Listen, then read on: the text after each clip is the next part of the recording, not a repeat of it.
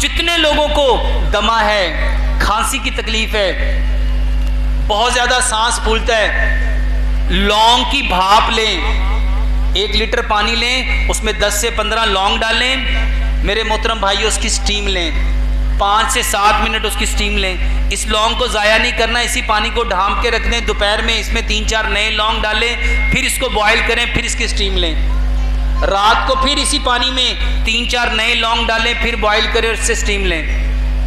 लौंग की स्टीम लें, ये आपके लंग्स के लिए, खांसी के लिए बेहतरीन इलाज है। उसके साथ मेरे मोहतरम भाइयों, खांसी के लिए शहद में कभी आप उसमें काली मिर्च मिला के ले सकते हैं। कुछ लोगों को शहद में जब काली मिर्च मिलाते हैं उनको खांसी उससे ठीक हो जाती है। कुछ लोगों को इससे फ़र्क नहीं पड़ता, वो शहद में अदरक का रस निकाल के वो मिला के वो लें, बहुत अच्छा है। कुछ लोगों को सिंपल शहद पानी में डाल के, नीम गर्म पानी में शहद मिला के वो पिलाएं, उससे बहुत बेहतरीन खांसी में फ़ायदा होता है। मेरे मोहतरम भाइयों, इसके अलावा एक बहुत ज़बरदस्त नुस्खा इस दफ़ा हमने खांसी में इसको लोगों के ऊपर अप्लाई किया। सेब के छिलके लें, सेब का छिलका उतारें, इसको पानी में डालें, 1 गिलास पानी में डाल के इसको इतना पकाएं, आधा गिलास रह जाए, इसको छान के सिंपल सेब के छिलकों का पानी बेहतरीन खांसी का इलाज है। इसके अलावा जितने लोगों को सांस का, दमे का, खांसी का प्रॉब्लम है, अंजीर लें,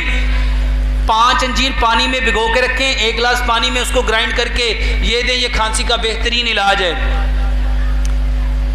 सुबह शाम खाना खाने के लिए हमें कौन कौन वक्त मुंतखब करना चाहिए, सेहतमंद रहने के लिए कितना खाना खाना चाहिए और कितनी भूख रखनी चाहिए? मेरे मोहतरम भाइयों, खाने का जो सबसे बेहतरीन वक्त है वो सुबह का है, क्योंकि इस्लाम